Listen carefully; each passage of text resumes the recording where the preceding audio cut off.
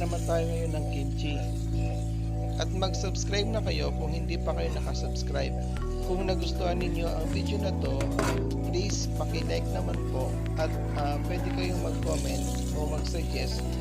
Pwede natin iluto sa susunod. Maraming salamat po.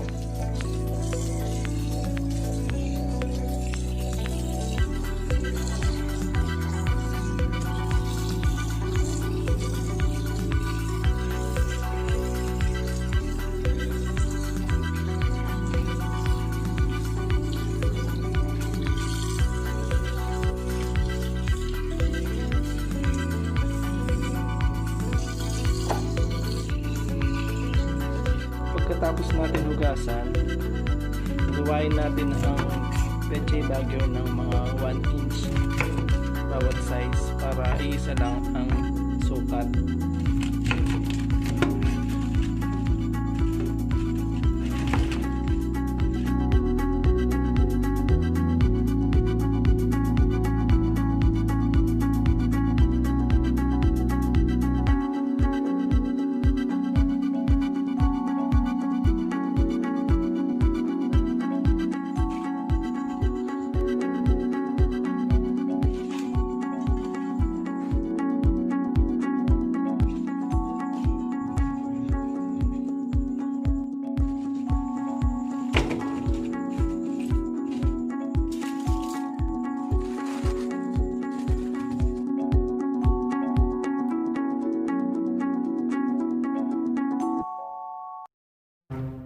Pagkatapos hugasan at luwain, budburan ng asin ang peche bagyo.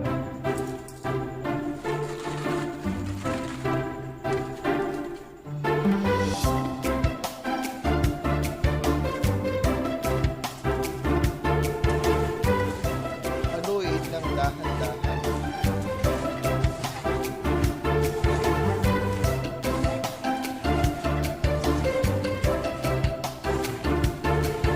Dapat ito ng 2 oras.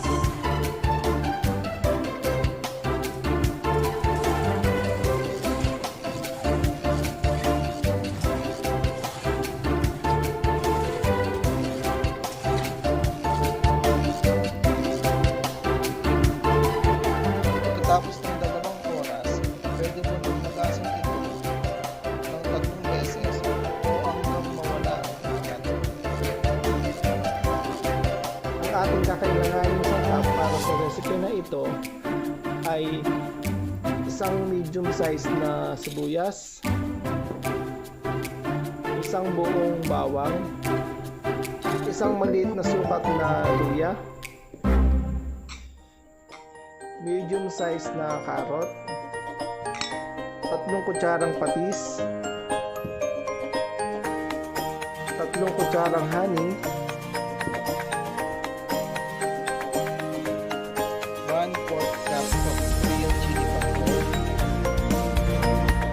1/4 cup of glutinous rice.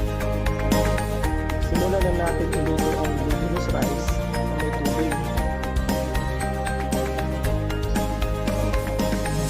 Ilagay ang glutinous rice sa cooking pan. Lagyan natin ng 1 baso ng tubig.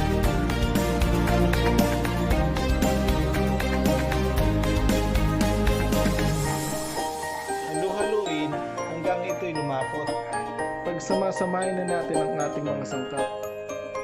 Unahin na natin ang luya, sibuyas,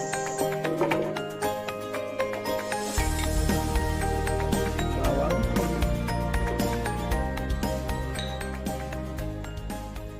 patis,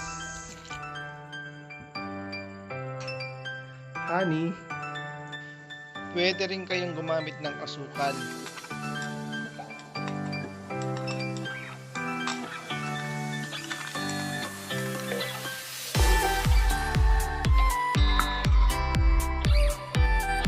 ang ating Korean chili powder.